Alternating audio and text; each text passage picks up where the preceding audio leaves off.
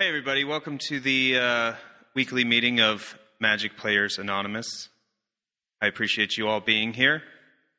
Would you like to share? Hi. My name's Dave, and I'm a Magic player. Welcome, Dave. Welcome, Dave. Welcome. Thank you. I remember that I bought my first pack when I was 12, and So young. and the next thing I knew, I was wandering the streets at recess trying to get a pickup game. And my life has never been the same ever since. Thank you for sharing. Thank you. I'm Ben. I welcome. started playing because this other guy got me into it about 10. I didn't know what was good and what was bad, but I just knew that more was better. So, yep. I was able to kick it for about 15 years and just recently fell off the wagon. Now I own 30,000 cards again. Thank you for sharing. So brave. You're among friends here. All are welcome in this cult. I mean, meeting. Meeting. Free coffee. Yeah. Pretty good. Donuts. They are not good. Yeah, no. Well, I like them. Angel smoothies in the corner. They taste like heaven. Seriously, try it. My Don't name mind if I is do. also Dave. Welcome, I, Dave. Oh, that's going to get confusing. I did not. Yeah, well, deal with it. I got my first pack when I was 18. I started a little bit later than most, but very quickly found myself, with no girlfriend and no house and living out of my car with just my collection of Magic cards. Happens to the best of them. Quit for a while and came back off and on through the years and just can't seem to get away from it. Would you like Thank some you for sharing. Thank you angel for sharing. smoothing? No Angel Smoothies.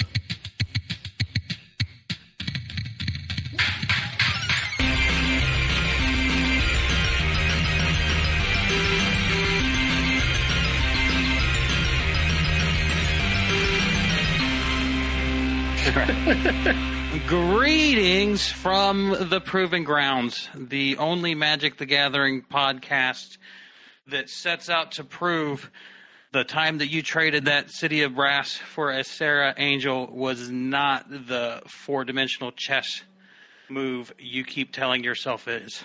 Dude, that's harsh, man. Come on. I was 10. That guy took advantage of me. You're I'm welcome. David. I'll be your host, and with me is... I'm Ben. And I'm Dave as well. Other Dave. Superior Dave. However you want to refer to me. It all works. So, as we said in the intro, this is a Magic the Gathering podcast. So, what kind of stuff have you been doing today, this week? I've been doing a lot of Modern here recently. The LGSs are starting to open up, and my local one's got a pretty good Modern feel to it. So, been playing some Modern. I built me a Murktide deck. Pretty hot. It was pre-Luris ban. I wasn't like jumping on no bandwagon, but yeah, it's a pretty strong deck. I kind of enjoy it. Sounds like a bandwagon to me. Well, actually, what happened is I bought about 30,000 cards, and I was like, what is close to completion of my deck? And then I have a problem, okay? So that was the one that was close to completing. It's not my normal style of play. I tend to like to go kind of aggro with stuff, but I'm kind of finding it's like it changes from game to game, which is what's interesting about the deck. Sometimes you play more of a control bit depending on your matchup, and sometimes you kind of go more aggro. So kind of balancing that and figuring out what I'm supposed to do in each scenario has been kind of a challenge, but also fun. Fun, yeah. Excellent. What have you been up to, David? Other David? I've Superior David, get it right. I've mostly just been playing Historic on Magic Arena recently. I haven't been going to play any in-person Magic. I've been playing a Simic kind of control deck, even though that is definitely not my usual play style. It's just,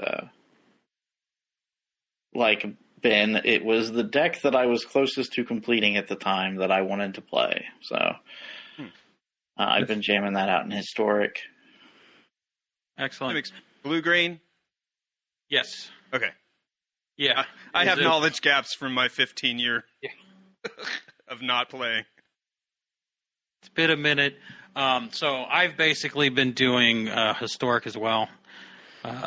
Just started doing the Arclight Phoenix build that's been going around since the Kamigawa Arena Open thingy that happened a couple weeks ago. Right.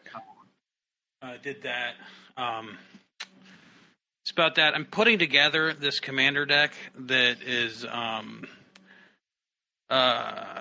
what's his name? It's the Bant Elder Dragon, Acades, the strategist. Oh, yes. Yeah, so it's all wall tribal. It should be pretty funny. Yeah, illusionary wall.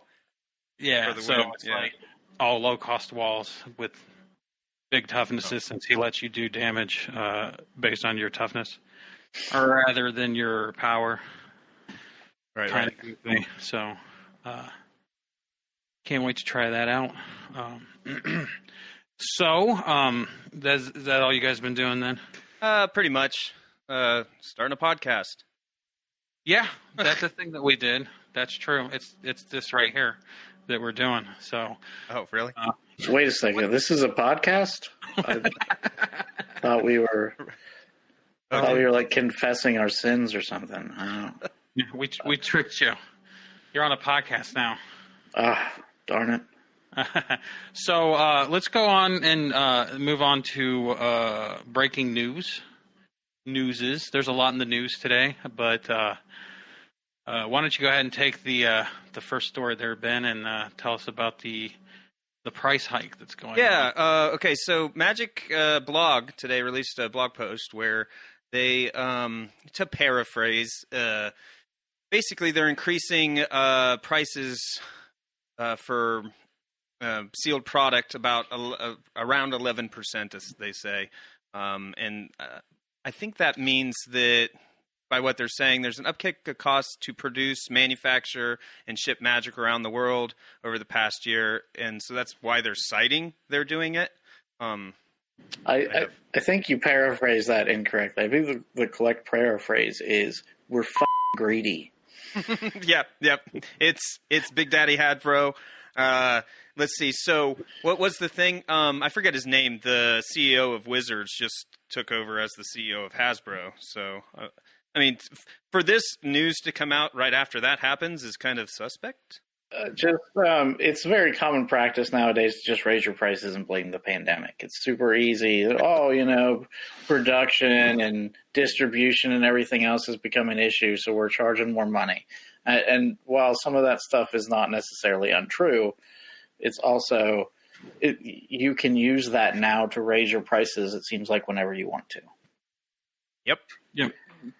Wow. They did mention they will not affect product lines like Masters, Modern Horizons, Secret Lair, Challenger decks, Universes Beyond. So I'm right. The things that are already expensive are going to stay expensive. They're already making enough money off that cardboard. Right. They're afraid if they raise it anymore, less people will buy those. Especially, like, I can see the Modern Horizon sets, but, like, especially Masters. Like, the Master sets, if they raise that anymore, I don't think that people would bother with those. Have you met Magic players? Okay, fair. Well, I don't know, because, like, when Masters comes out at the end of the year, I'm getting some Ren and 6s from there, hopefully. When they reprint that, because I don't want to pay $100 for a card. Yeah, for real. Right, but now you're talking about singles, which is not the market they're in anyway. Right.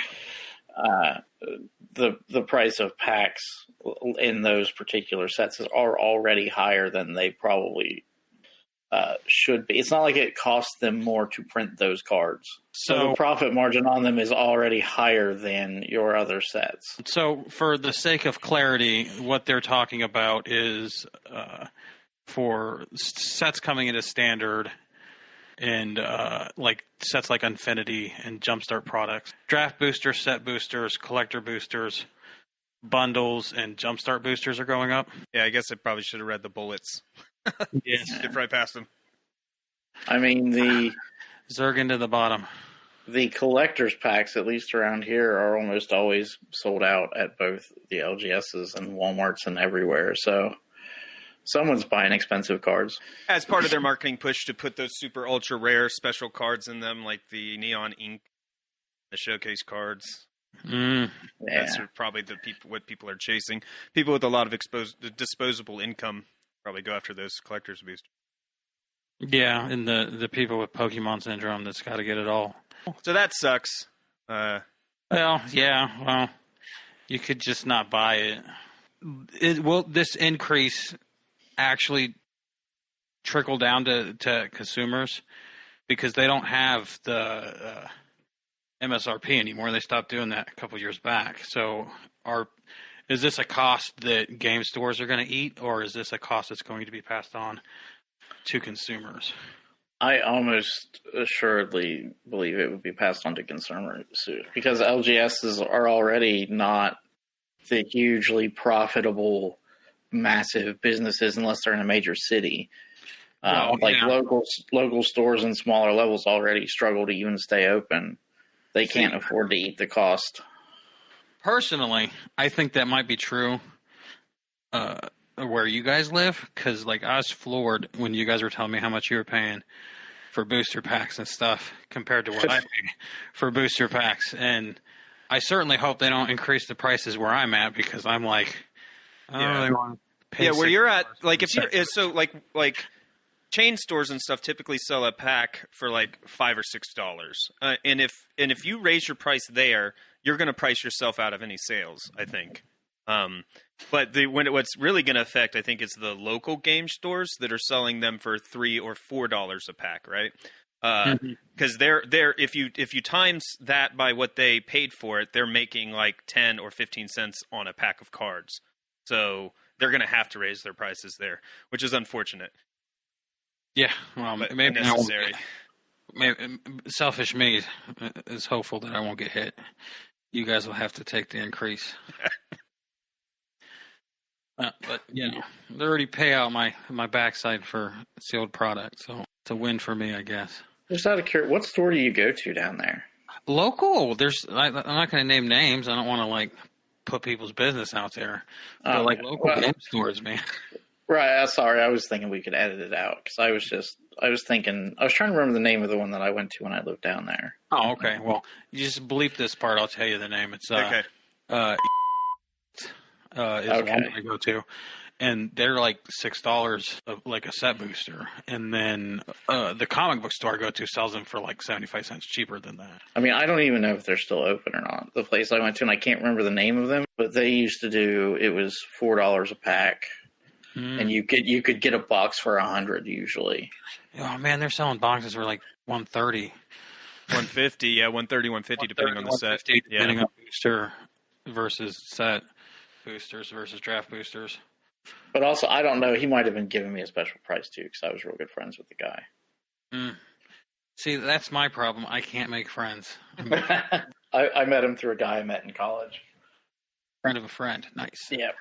Got myself a magic card guy. Yeah. Back alley. Literally, my card shop's in an alley. That's what makes it funny. That's why you're getting the good stuff. So, let's talk briefly about the April secret layer drops. I'm only doing this because I know that Ben is left-handed, and there's been... don't even... There's been some controversial opinions about whether this is the left-hand mode cards are appealing to people who are actually left-handed. As a left-handed person, lefties don't care about this. It is clearly, obviously, a cash grab and uninteresting, and it just looks weird. And there's only 5 cards, so what good is? I know it's a nice joke, but the problem is they revealed it on April Fools, and it was really confusing whether it was an April Fools joke or not, right? And then you couldn't even buy it until 3 days later. I don't know what their marketing was thinking. You should have had it ready to buy on April Fools so people could be like, "Oh, ha ha ha, this is fun." Yeah, I want to be part of this joke. Lols. But 3 days later, you're not part of. It's not a joke anymore. It's I don't know. I don't know. It's baffling to me. This is baffling. come to think about it, it was kind of dumb. I remember you talking to me and like sharing the post for that and being like, this is funny. I might get this if it was true. And then like, I mean, all this time I just thought left-handed people couldn't play Magic. I thought, like just because the way the cards were set up, it was just too confusing. Yeah, we read the names people. instead of the converted mana cost. Like we keep the names visible instead of the converted mana cost. Of course, yes. That's how you guys don't play that way? That explains a lot of stuff, actually.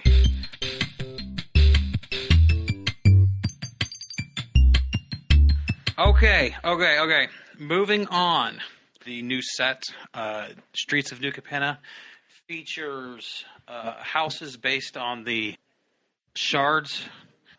Go ahead, and I think I'm gonna see if I can guess what house you would be a part of, because I know from the pre-show conversation we had, everybody's taken this quiz that is featured on the product page for Streets of New Capenna on the Wizards website. So you're going to guess me, and I guess... Yeah, I'm going to guess you. I'm going to try to guess you, and then one of you can try to guess me. And then interesting. We'll reveal what we got from the quiz.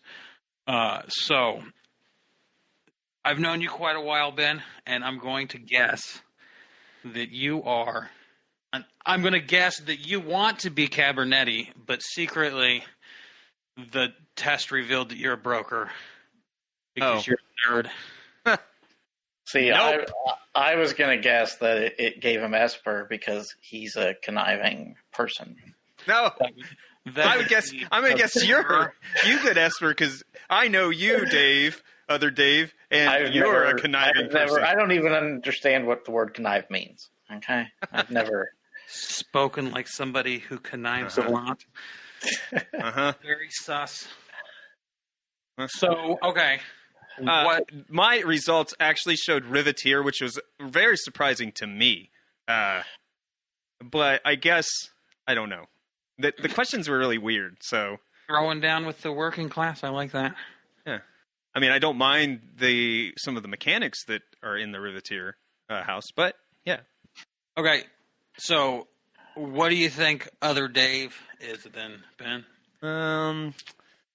So I would guess, like I already said, Obscura, because he is a little conniving shit. No, I'm kidding.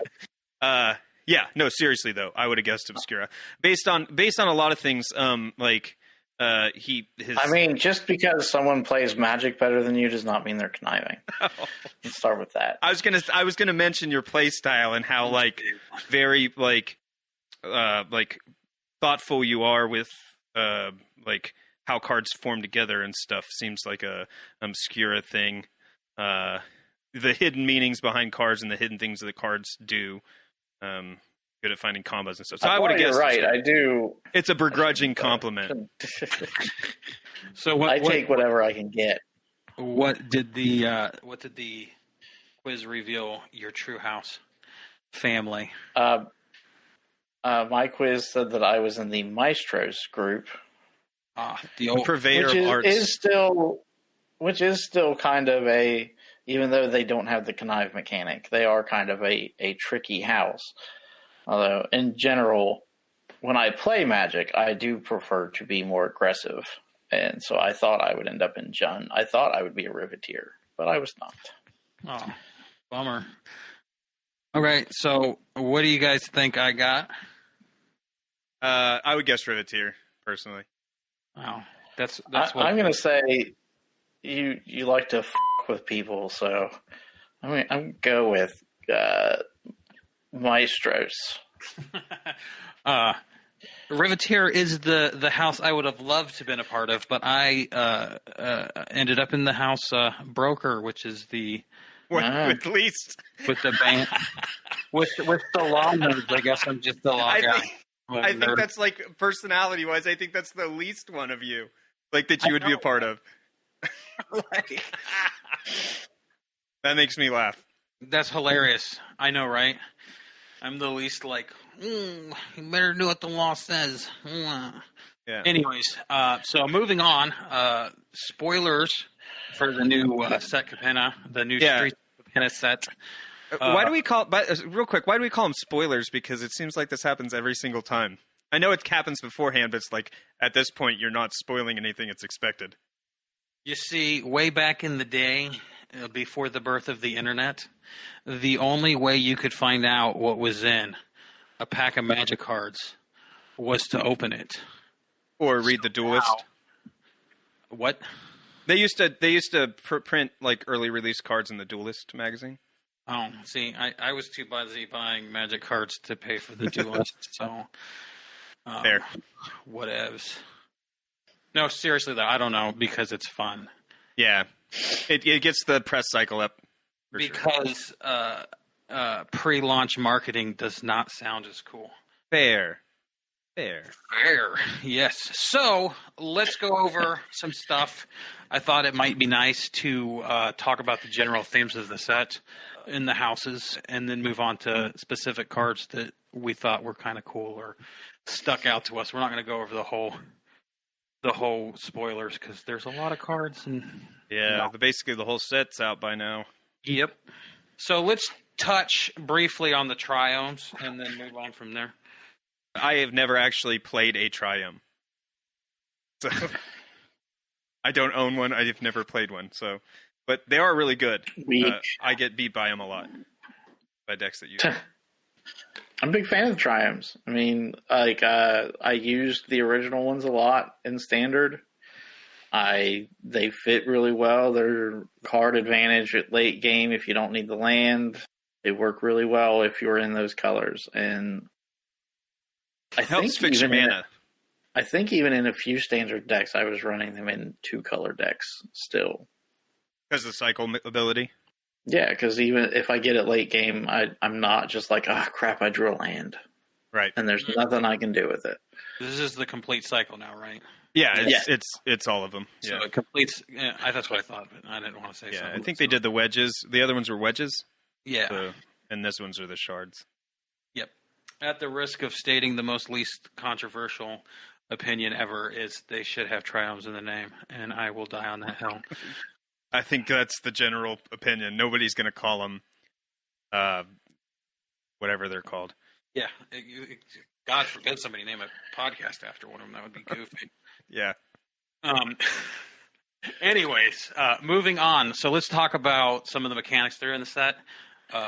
Let's go first with the Maestros, which is the Grixis collars for you old school players. So their feature mechanic, it seems, is Casualty. Why don't you go ahead and describe what that is, David? So with Casualty, you can copy spells or permanents when you sack a creature. And typically, and some of those power is important, some of them it isn't. I'm not quite sure how I feel about this mechanic. I think it can be very powerful, but the crux of these mechanics always comes down to how valuable those cards can be if you don't have a creature on the board. So what you're saying is that if they're not worth casting without getting a copy, then that's an issue. Yeah, because you can't always guarantee you're going to I mean, what happens if the turn after a board wipe you need that boost out of it? Or even just someone spot removals your only creature. What kind of position are you in if you can't deal with that sort of thing? Now, they should have some counter spells to protect themselves, so maybe they just make sure they never get into that situation, but it's always a dangerous game when you're using your creatures as resources. Speaking of creatures with resources, the Cabernetti, which is the Naya collar, has a mechanic called Alliance. Why don't you take that one, Ben? Yeah, so I guess something happens when another creature comes into the battle effect. So there's like an enter the battle effect. So this is different than the normal enter the battle effects. When a card has Alliance, get the enter the battle effect multiple times as you play a new creature. It will trigger the Alliance. So kind of interesting. Just call it landfall for creatures. People understand. Yeah, there you go. It's landfall for creatures. Couldn't call it creature fall because that.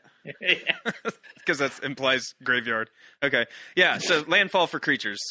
So yeah, I can see this being a very powerful mechanic in the right decks. So it kind of has to be put with other cards. You're not going to put this in your mid-range control deck.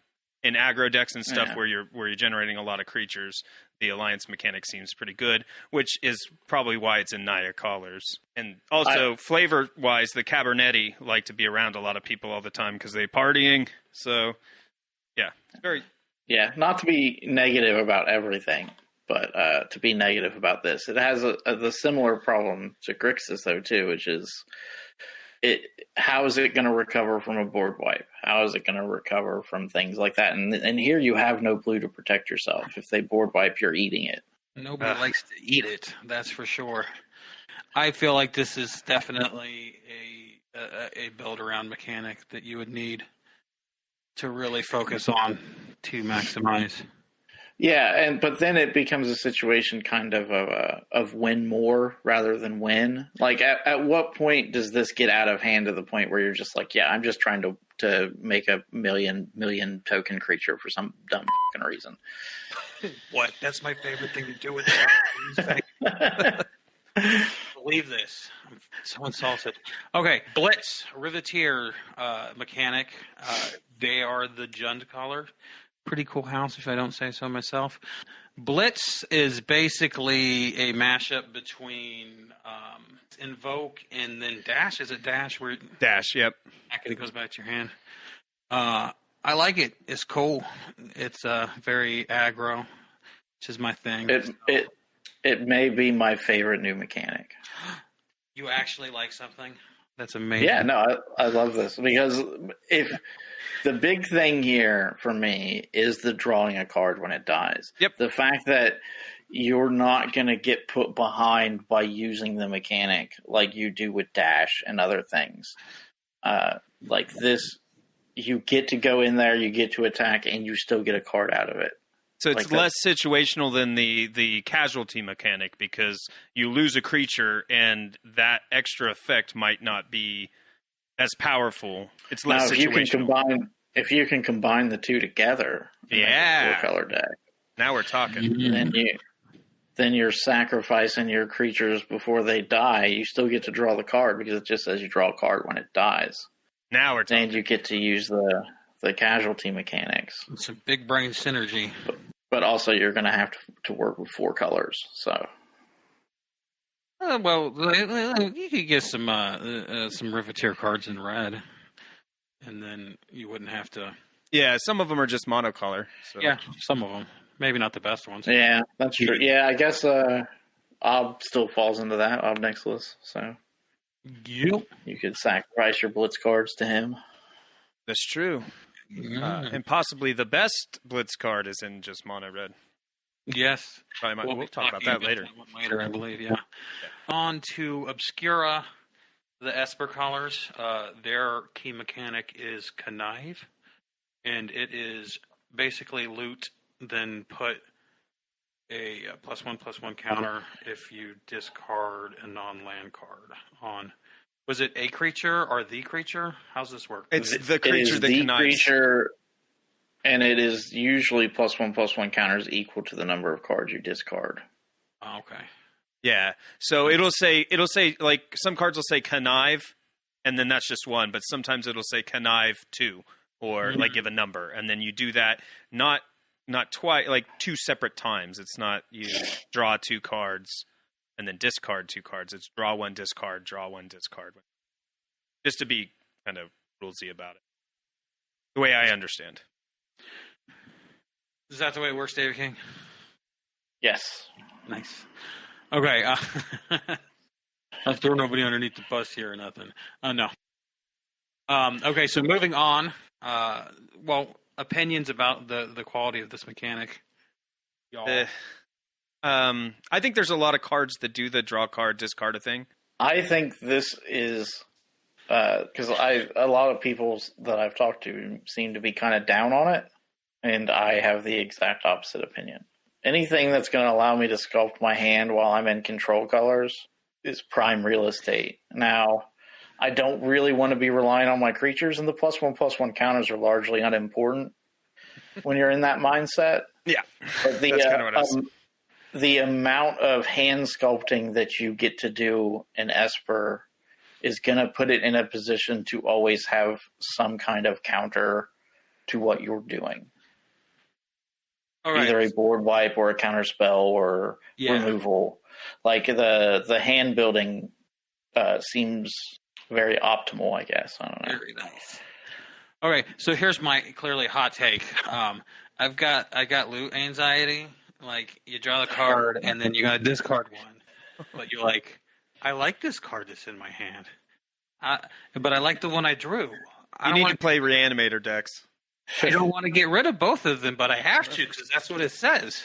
So personally, me, like... One of the cards in my 5 cards solves that problem for you. Yeah, well, man, look, I'm just telling you how I feel. Just speaking with feelings here.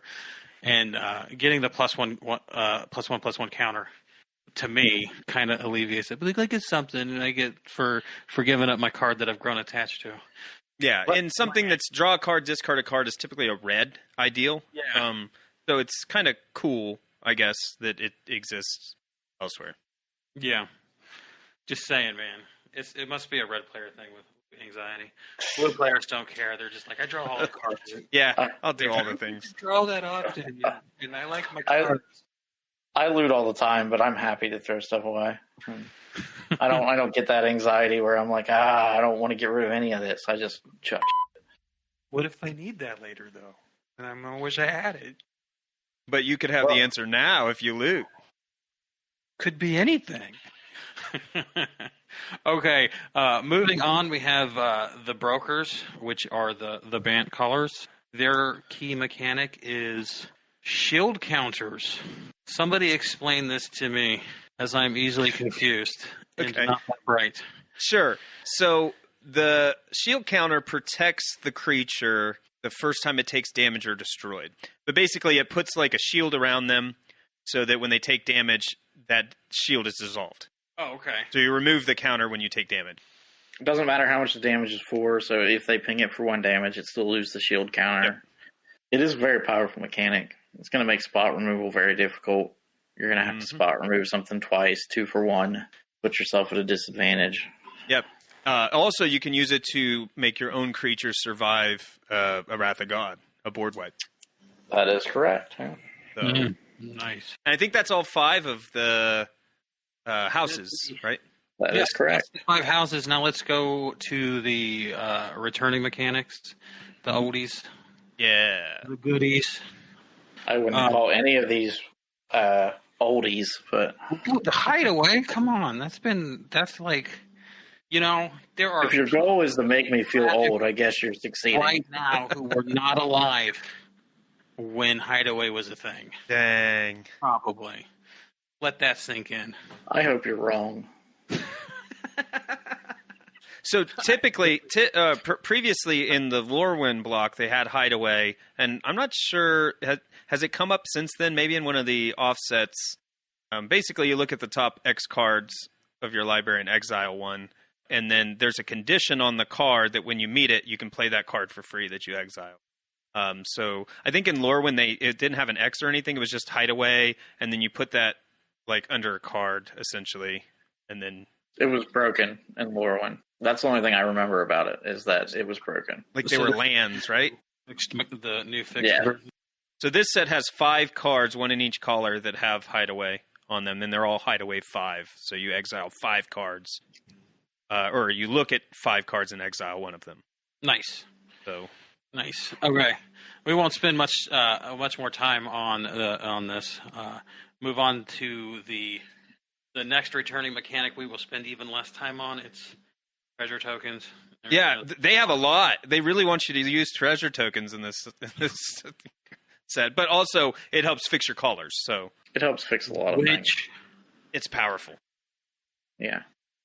Okay, so now let's move on to our individual card picks. Let's start with you, Ben. Give us a card you liked. Explain why you liked it. Okay. I'm going to try my best here. I'm gonna pick as my no particular order. I'm gonna talk about Endless Detour. So it's green, white, blue. It's an instant, and it says the owner of target spell, non-land permanent, or card in graveyard puts it on the top or bottom of their library.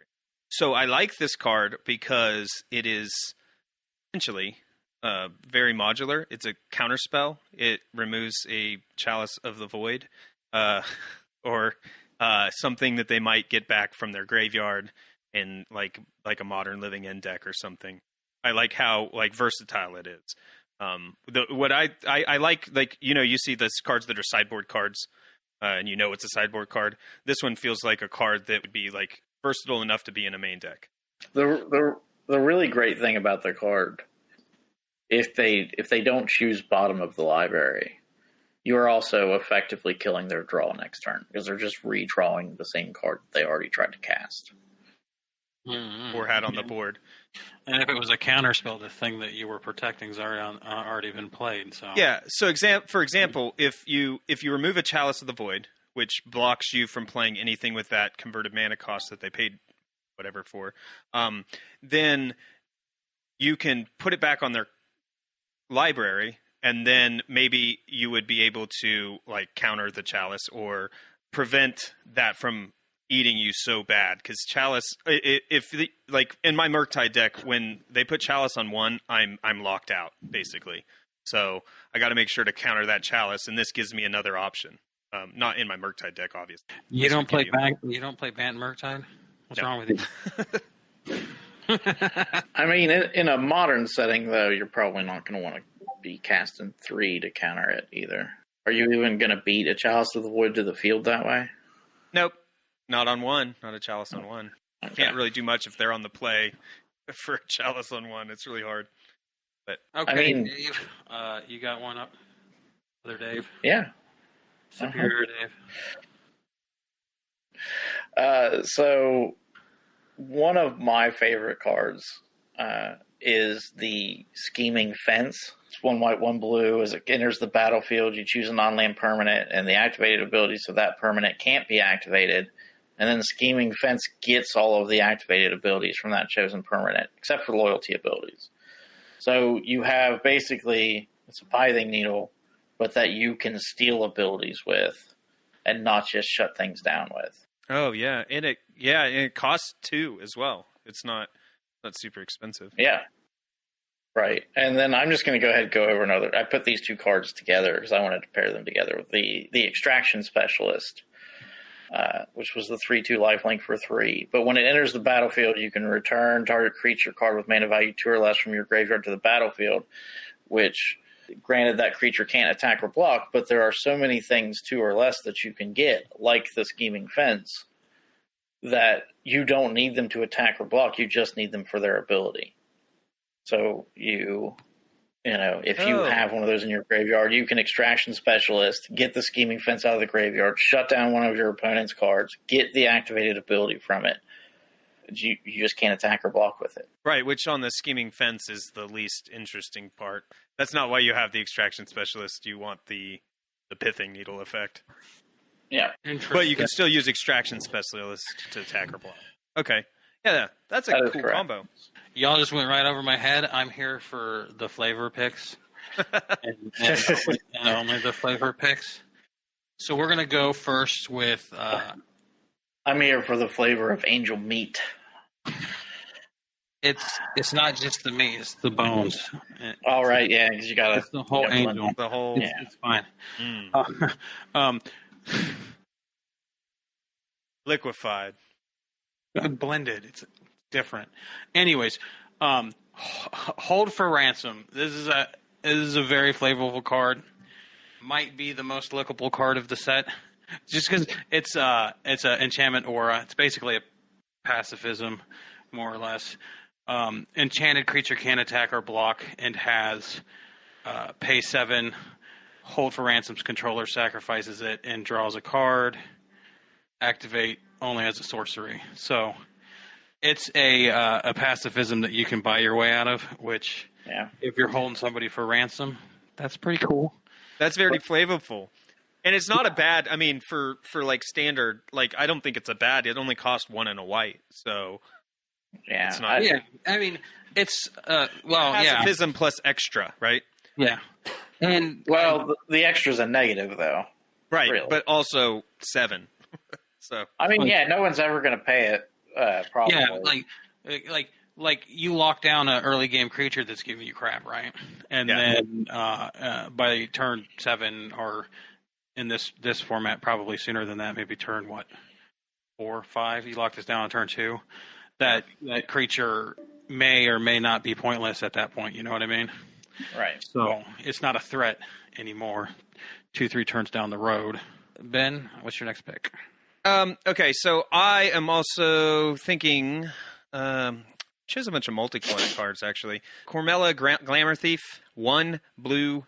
Black, red, so Grixis colors. It is a legendary creature, vampire rogue, haste, 2/4 haste. You pay 1 and tap, and you can add Grixis colors and spend this mana to only cast instant or sorcery spells. And when Cormella Glamour Thief dies, return up to 1 target instant or sorcery card from your graveyard to your hand. I like this card because it's like reverse Snapcaster Mage a little bit. When she dies, you get the instant card back.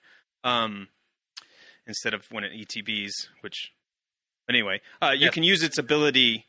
Since it's hasting, you basically, as long as you have the 4 mana, it doesn't like turn 4. Say, you can still cast more spells, right? 5 mana.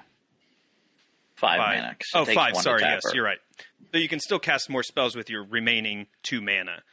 So you're not or remaining 3 mana that you get.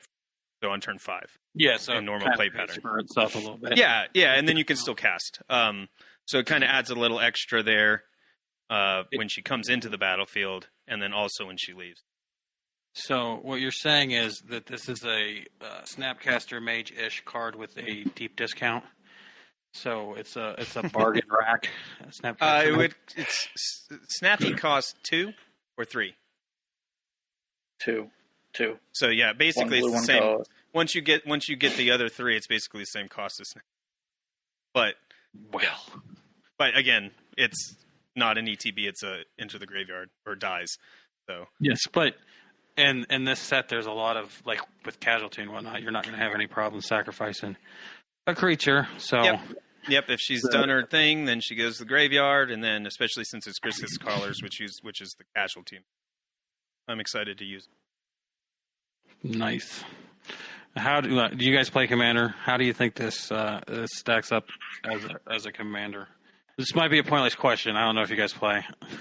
I mean, I play a little bit, but I don't know that as the Commander taxes increases, she becomes less and less valuable. Right. Again, I don't play enough of Commander to really say. I mean, if you're killing her a lot, does she have to go to the graveyard to get the spell back? It just says dies. Dies is shorthand. Okay, so dies. Graveyard to the battlefield to graveyard, so she has to go graveyard. Because technically, doesn't she would die and then you would choose graveyard or command zone, right?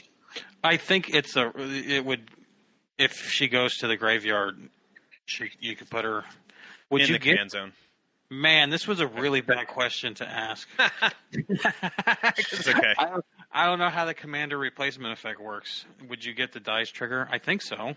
Yeah, I think so. I think other ones get the dice trigger. So I would assume. Yeah, so if you have strong instant sorceries, that sort of thing, I could see it playing out, but I think you get drastically diminishing returns from her every time that you cast her again.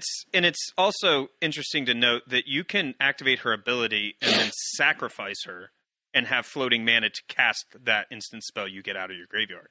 So if you have the answer in your graveyard and a sack outlet, then you can use her. Yeah.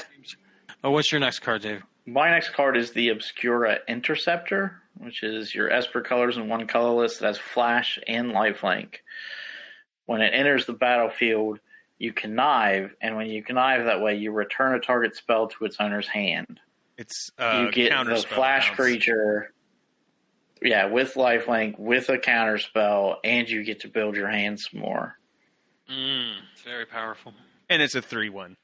But if you discard a non-land card, it's now a 4/2. That is correct. And it has lifelink, which can be valuable in those circumstances. But really, you hit a big spell that way, you're buying yourself a full turn, which is a lot of times all you need.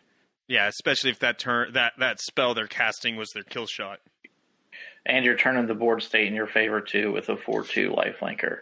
Yep, Nice. This card's good. Moving on to my little bag of little flavor dips. I'm going to be perfectly honest with you. I like this card so much better when Mythic Spoilers had translated the name. When they released the actual name, I'm like, ugh, guess it's cool. But that's Horde Hauler. It's a vehicle with trample. And whenever Horde Hauler deals combat damage to a player, create a treasure token for each artifact they control. Crew 3. So 5/5. Yes, it's 5/5. Thank you. The name on Mythic Spoilers from the translation was Treasure Truck. It's a way better name. Yeah. Horde Hauler. I was going to hop on that treasure truck. I would drive the treasure truck. I would not drive the Horde Hauler. No, it sounds bad. I feel you. Yeah. Me and the treasure truck are tight. Me and the Horde Hauler. It's the Drake meme. Horde Hauler.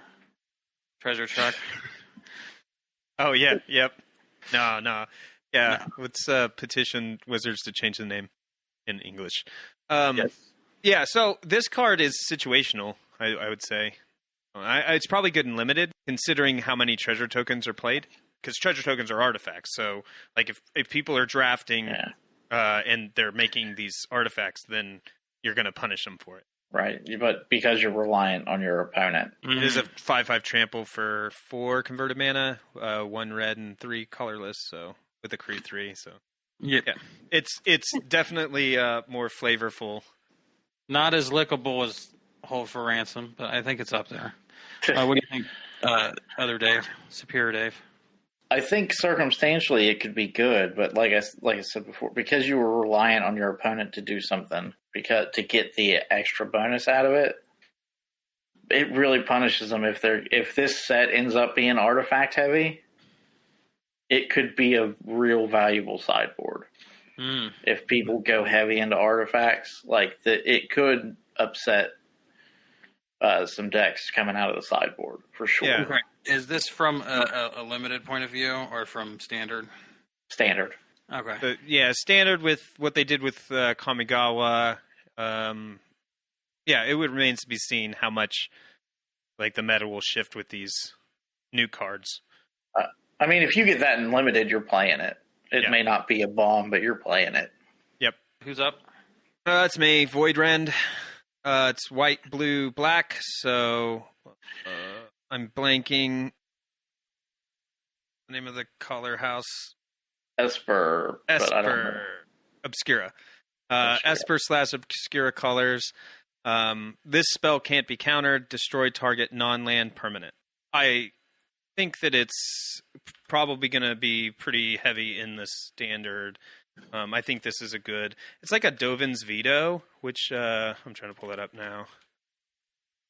Spell can't be counter target instant or sorcery. It's non-creature spell. So it's like that, or non-creature spell. Yeah. You pay an extra color, black, because Dovin's Veto is a blue and a white. So you play an extra mana, but it's not as limited as non-creature spells. So you can you destroy a permanent that's already on the board instead of countering a non-creature. I think this is a good addition to Dovin's Veto. So it's not like one is better than the other. I think Dovin's Veto is empirically better than this card. Okay, fine. I mean about it. No. Yes, Dovin's Veto is great. Would you play both, though? You didn't refute his claim. You just said it was better. Would you play both? So the reason Dovin Veto is better is because you don't have to worry about any enter the battlefield effects or any other. Nothing ever hits the board with Dovin's Veto when you're stopping it. Also, this is Destroy, which, we have 1 million shield tokens now. Allegedly.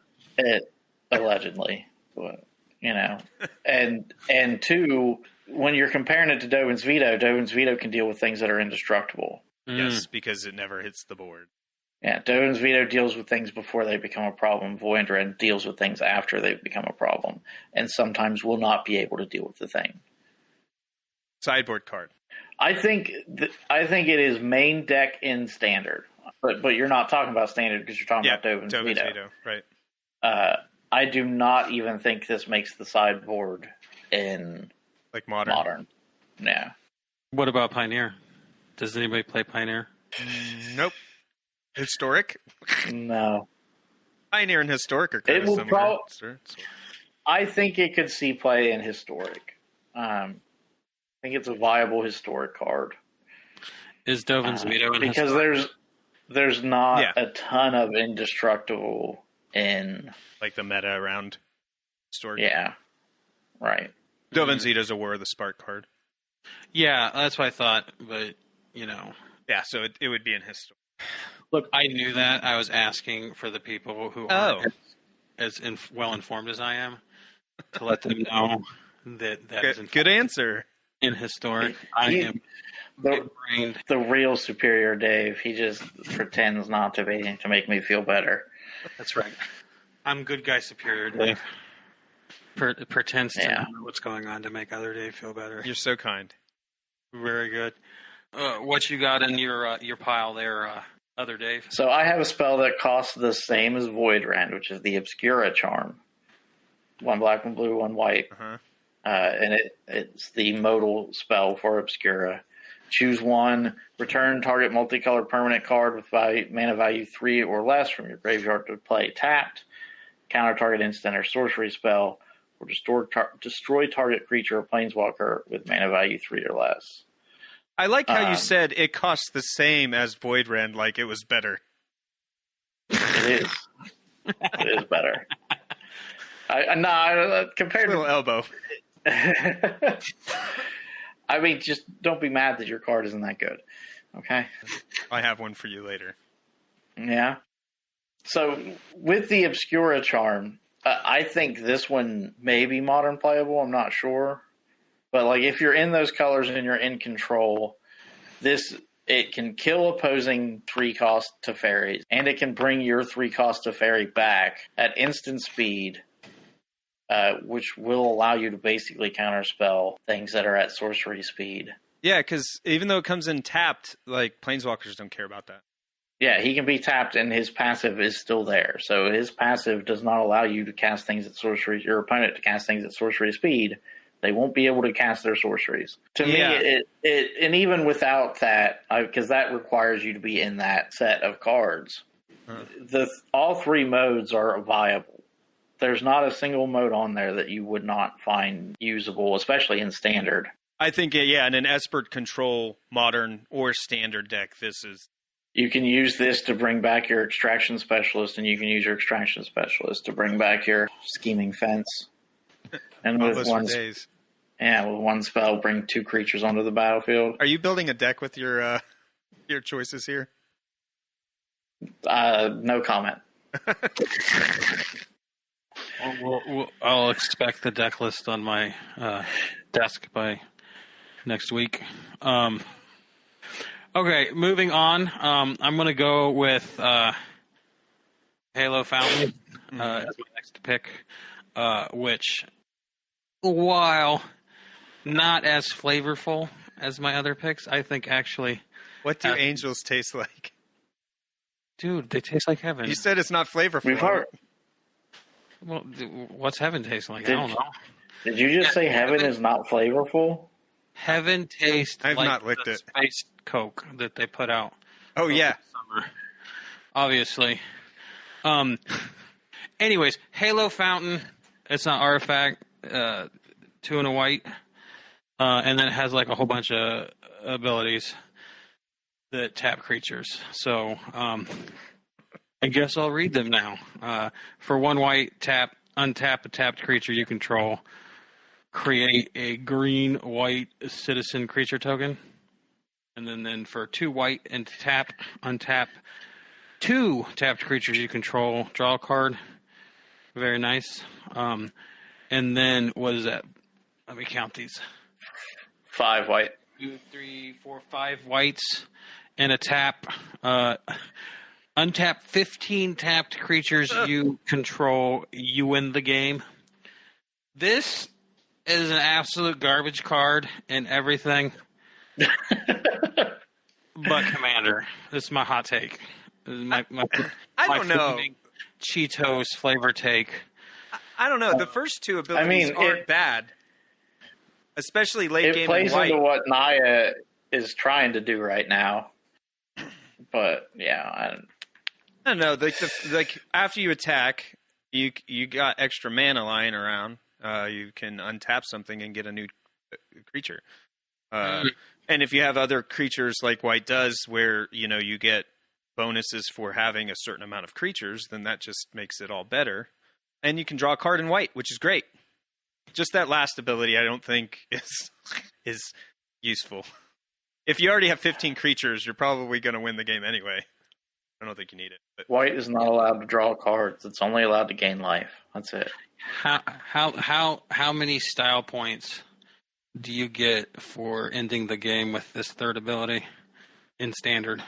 No. In limited. Limited. Actually, in limited, I think that makes you like the Brad Pitt of card games instantly. The real question is this the platinum trophy of the achievement ladder. So like last block in limited, firing off your Mech Titan was like the gold standard, was like the big achievement. Here we go. We found it. It's Halo Fountain. Liquefy a bunch of angels and then you're good. Nice. What's your next card, Ben? Oh, me. So my next card is another charm in the set. It's the Grixis / Maestro's Charm. Actually called Maestro's Charm. Blue, black, red, instant. Choose one. Look at the top 5 cards of your library. Put one of those cards into your hand and the rest onto your graveyard. Each opponent loses 3 life and you gain 3 life. And then Maestro's Charm deals 5 damage to target creature or planeswalker. I like this card. It's a Grixis-y card. It says everything that you need in a Grixis deck. I don't know what else to say about it. Choices are good. So I think of the 2 charms, Obscura and Maestros are probably my picks of top 2. You don't like the Bant charm? Come on, man. I say, man, that Bant charm's real good. Bant charms. Well, why don't we just talk about the Bant charm? It's called what? Cabernetti's charm. Cabernet. Broker's charm? Brokers. Yeah, my bad. You all knew what I meant. So the Broker's charm is Bant colors.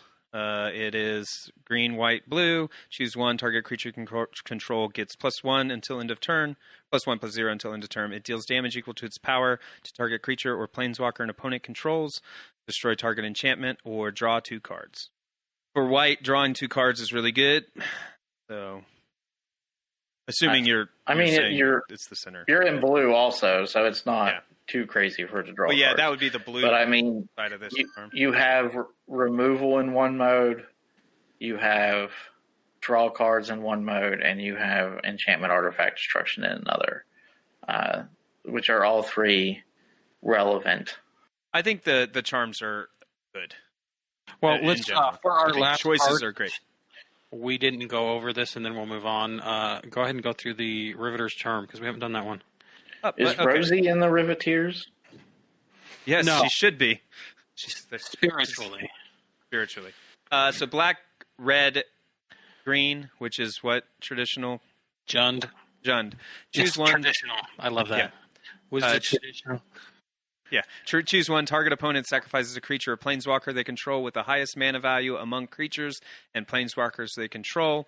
Exile top 3 cards of your library. Until your next end step, you may play those cards or exile target player's graveyard. Also, all 3 very relevant modes. Yeah, especially in I really like all the charms. Yeah. Relevant and standard.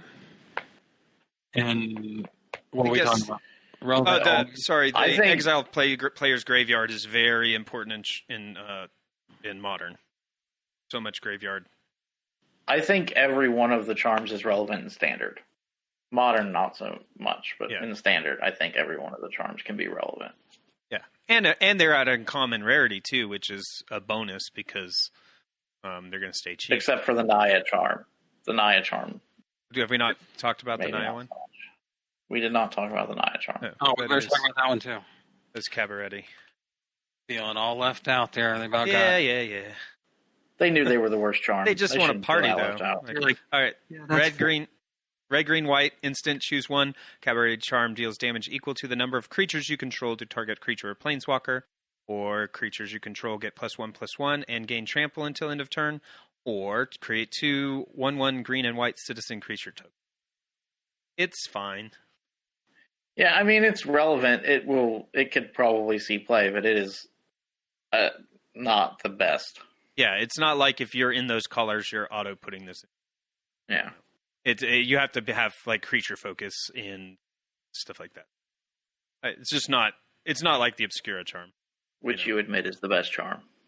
No comment. It keeps being the one you go.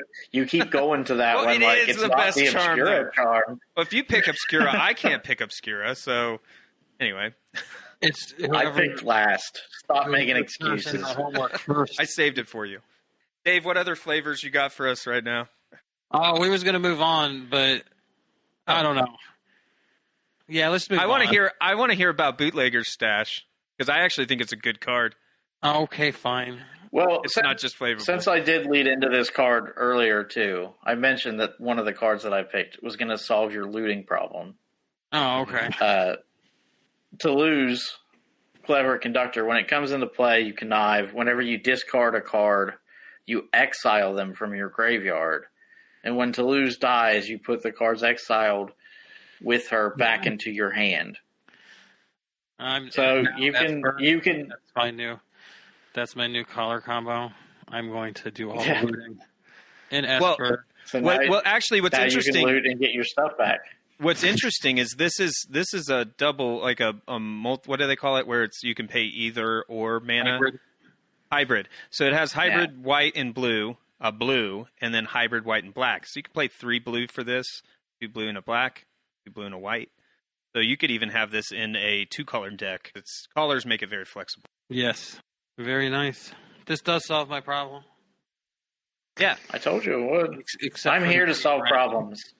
Problem solvers. Well, thank you. Now I can loot and know that I can get my stuff back. Okay, so we'll do my last one of my last cards, and then we'll move on. Bootlegger Stash is an artifact, and it grants lands you control have tap, create a treasure token. Yeah, I love this card. It is 1 green and 5 colorless, but essentially, if you're doing treasure stuff anyway, you should be able to pull this off by turn 3 anyway. I just think that using any mana that you haven't used and just putting it into save for later is great. I think you can do a lot with this card, especially like artifact decks. They care about how many artifacts you have. Like Bootlegger Stash is cool. You're like, finally, that mana battery deck I've been working on since I was 9 is viable. Yes. It's still not. It probably won't see any play, but one of my goals is to make a deck that uses this to awesome effect. Fireball. Fireballs. Yeah, so it's a Bootlegger Stash. I assume that's a Halo in the art, so... Yes. Pretty flavorful, but again, not as lookable as Hold for Ransom. Let's talk about our predictions for this set. How will they change the face of Magic moving forward? Okay, how about we do this? How about I say what I think some cards will break into the meta, and Dave tells me how wrong I am. We good for that? Okay. Jaxis the Troublemaker. 3 and a red. Legendary creature, human warrior. 1 red, tap, discard a card, create a token that's a copy of another target creature you control. It gains haste, and when this creature dies, draw a card. Sacrifice it at the beginning of the next end step. Activate only as a sorcery. It also has Blitz, 1 and a red as a 2/3. I think this is a good card. that would maybe see play in like the modern prowess deck. Because with this card, if you blitz it on turn 3, you have 2 red and a colorless to then sit in and then tap it to do its effect. Then you get a copy of a creature you already have with prowess that you then can buff by. Well, I guess you wouldn't play any more spells that turn, but then they die and you draw 2 cards. By what? Yeah, I was going to say you're out of mana. Right, but the point is, even in later turns, if you're buffing your prowess, you draw 2 cards. Which one of the problems you don't with draw this, 2. You don't draw 2 cards. Let's start there. It has. So you draw a card, sacrifice it at the beginning. It has blitz. Oh, okay. No, when it dies, you draw a card, and it gets, when it dies, draw a card. So, okay. Yeah, you do get to draw 2 cards, which is nice, but in prowess, you got better things to be doing. And realistically, probably the same with Death Shadow. I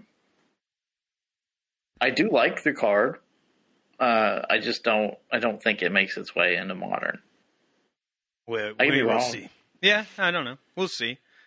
So, I mean, what's Death Shadow gonna make a copy of? That's a Death Shadow. Copy of Death Shadow. Yeah, I don't know. We'll see. I don't know. People are pretty crazy with what they do. Second one, cut your losses. This is a mill card. 2 blue, 4 colorless. Casualty 2. Target player mills half their library rounded down. So if you have a creature on the board and you're able to play this card, then they are out of cards or have 1 card in their library. That is not true. Wouldn't it be? No, it's you. It would trigger off the stack twice. It would trigger once. You would mill half their library. Okay. It would trigger again. You would mill half their library. Okay, but still, that's 75% of the deck. 6 mana and a creature to get 75% of a deck is not going to win you the game. I mean, it might occasionally. You might win a game here and there, but you're not. Yeah, my only downside is it's 6 mana. But currently there's not a standard mill deck, and they do have Toss's Hideous Laughter from AFR that might, and then the Crab from Zendikar Rising. It might be enough to form Mill Shell, a standard. I don't know. At least I think that's what they're hoping with this. Pretty sure the Crab from Zendikar, I mean, it's a that's what they're hoping for. Yeah. Yeah, no, I know. I get what they're going for, but it just seems like one of those things that, like, some dude thinks is hilarious to pull off, but realistically, he only pulls it off, like, 1 out of the 10 times he plays the deck. Isn't that the whole point of Meldo? Isn't that? No, that's true. And then you'll feel bad. All right, next, Titan of Industry. In a game, like 3 days ago. Yes, it always feels bad. All right, Titan of Industry, 4 and 3 green, 4 green. Creature Elemental 7/7 at Mythic. It's reach, trample. When Titan of Industry enters the battlefield, choose 2, destroy target artifact or enchantment. Target player gains 5 life. Create a 4/4 green Rhino Warrior creature token, or put a shield counter on a creature you control. I think that this would be good in any modern cheat deck. Well, by cheat, I mean like you don't actually pay the casting cost because you're not going to pay 7 for this in modern. You're going to cheat it in with a Cascade effect or a Living End effect where you bring it back from your graveyard. Thoughts? I just want to point out that the name of this card is Titan of Industry, and the creature looks like a factory that is also a giant creature. That's kind of hilarious. Like the turtle with the world on its back? It's got an industry on its back. So if this was a 7/7 reach trample that even costs less, I wouldn't care. But the fact it has 2 enter the battlefield effects that you get to choose from in your situation, I feel like that's going to be taking the place of like the Arcana Cruelty that's in the Glimpse decks. No rebuttal. I might have got one. Get him. No. Okay. So the next one, I'll take that as a win. You got him so good. He dropped the call. Oh no. We lost him. Okay, I was wondering because I thought he had something to say. You crushed him with your superior intellect. All right, so I'll just move on to the next one. Little chat. It's a blue and a white, or colorless and a blue.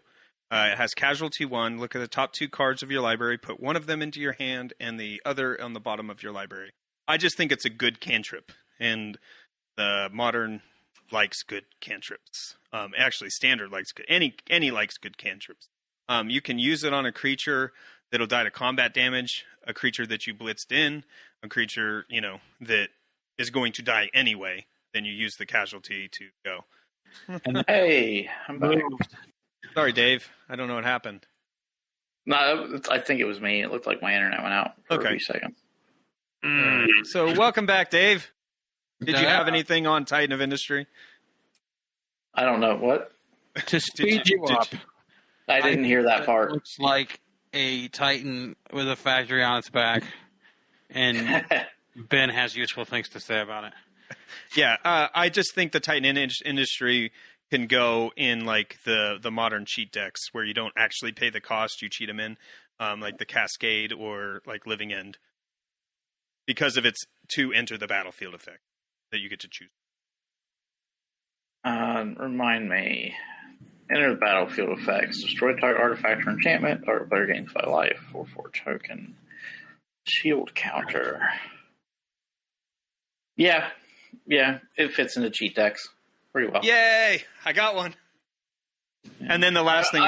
I mean, they do have like some very valuable cheat cards, and I'm not sure if it outvalues what's already in there. Yeah. I'd have to really take a hard look at what those decks look like. Yeah.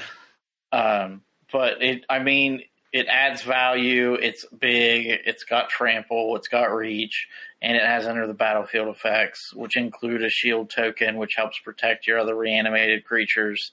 It seems like it'll fit in pretty well.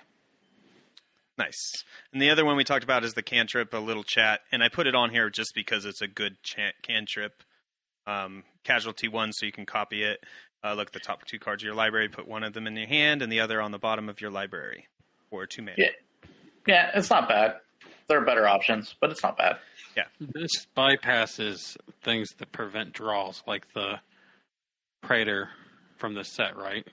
Yep. You're not actually drawing it. Drawing it as you put it in your hand. Yep. I'll tell you, you also have on this list Luxior. Yeah. And I think that card might break some things. I'm not 100% sure yet, but like it gives control of win con and big Teferi that they haven't really had or that they've desperately needed, but also cards like Gideon, which already become creatures. Like Gideon with 4 loyalty on it, and then you use his 0 ability to make him a 4/4 creature, becomes an 8/8. Yeah. So let's read it real quick so the listeners know. It's Luxior Gladiator's Gift. It costs 1 colorless mana, legendary artifact equipment. Equipped creature gets +1/+1 for each counter on it. Equipped creature equipped permanent isn't a planeswalker and is a creature in addition to its other types. Loyalty abilities can still be activated. You can equip a planeswalker for 1 colorless mana and equip for 3. Also, it's Giada's Gift, not Glada's. Oh, yeah, that is a 9. Okay, Giada. Yeah, this card is wow. You're turning a planeswalker into a creature. Touching on breaking things, this card is definitely going to break my Aminatu's commander deck streak of never killing anyone with commander damage. Yeah, in there. It's such a plug and play into any deck that is planeswalker focused already. Yep. And the things like the only thing is it does make your planeswalkers more susceptible because there are more things that destroy creatures than planeswalkers. And board wipes are all of a sudden something that you have to concern yourself with. Yep. There are downsides, but you're taking that chance by getting such a powerful by giving it +1/+1 for each counter on it. It essentially makes the Planeswalker you turn into a creature's power and toughness equal to the number of loyalty. I'm really glad Oko was banned. That's all I have to say about it. Why? You don't want him to elk himself? You don't need to. He's 3. He comes in with 5 Yeah, yep. And then you can immediately plus him. Yeah, you're talking 7/7 on turn 3. Mm. Yep. Oko would be very ridiculous with this. Especially if you're playing Mana Dorks and you get him out of turn early, or... Yeah. Yeah, but even Planeswalkers aside, the equipped creature gets +1/+1 for each counter on it, is also something that the Hardened Scales deck in Modern would care about, so it basically would double, Ground Ravager. I do disagree with you on that one. You don't think that Hardened Scales will play this? No, I think the equip cost is too high for Hardened Scales. Oh, yeah, because it's not 1, it's 3 on a right. regular, and there's no Planeswalkers in. Yeah, and that becomes, like I mentioned before, it becomes a win more situation where, yeah, okay, it's really cool that I doubled, this creature's power and toughness, but at the cost, is there something more effective I could have done to win the match? Okay, you schooled me there. So this is really a Planeswalker card. Yeah, no, it is not cost effective for creatures. There will be people who make decks that use this on a creature, because there's people who make everything. But really, this is, at least in terms of tournament play, standard, modern, that sort of thing, this is designed for Planeswalkers. But I do think this card is the most whoa card of the deck. It's certainly the one that has the chance to warp things the most and change the way that Magic is played the most. Yeah, interesting.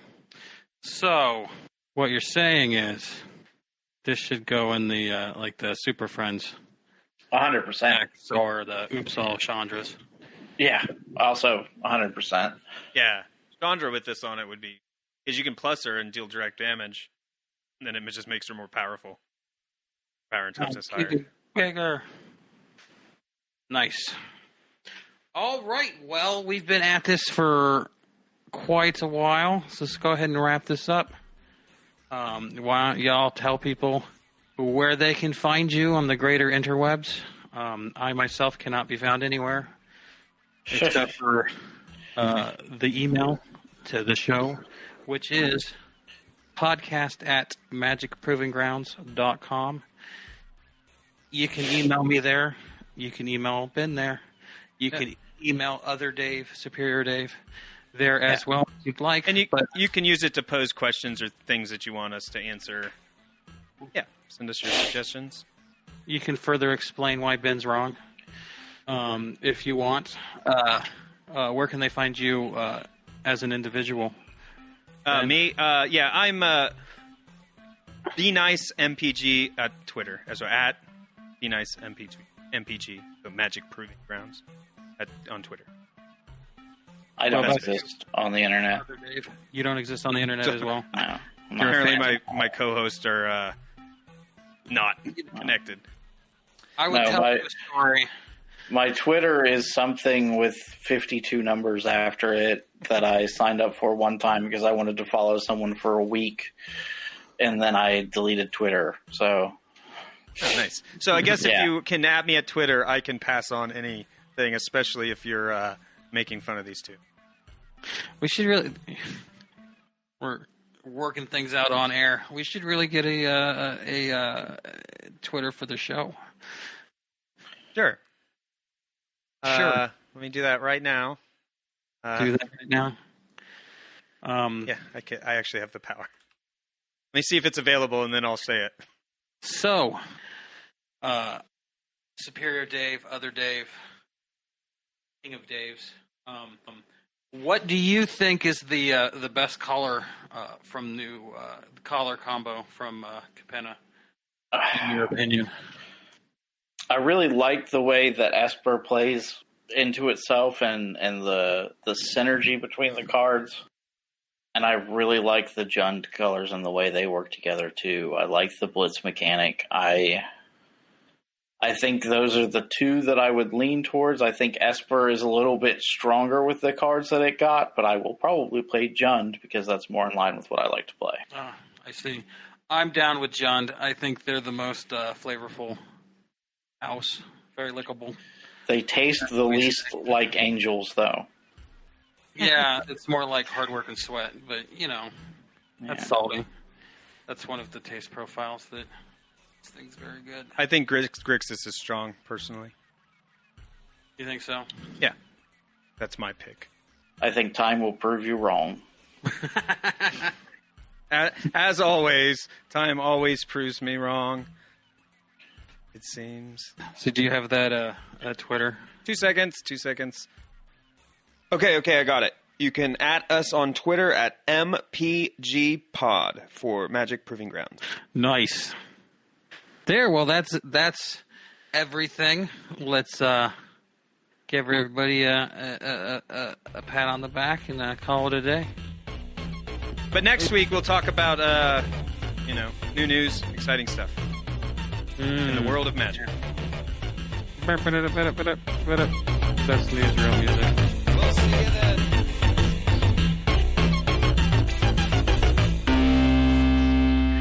This is what Halo is, okay?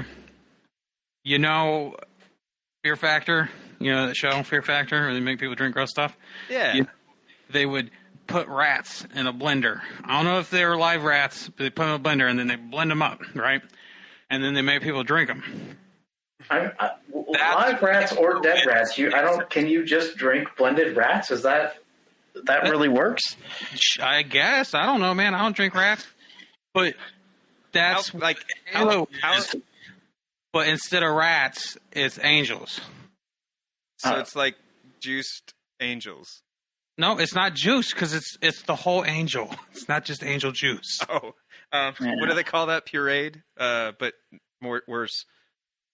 Whole an angel smoothie? Is that what we're talking about here? Just angel smoothies. Like maybe if you like pre-frozen angels, and then you put them in the blender and you juice them as an angel smoothie.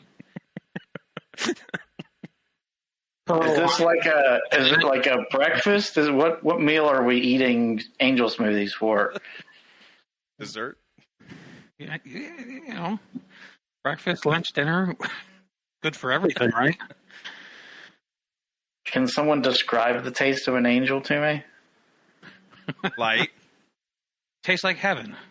Yeah, it's not very heavy. Yeah. It's very light on your stomach. And that's Halo. That's what Halo. That's our review of Halo, everybody. It's not booze. It's not drugs. It's angel. It's Juiced up angels. We're giving it It's the whole angel. We're giving it a 4 out of 5 angel smoothies.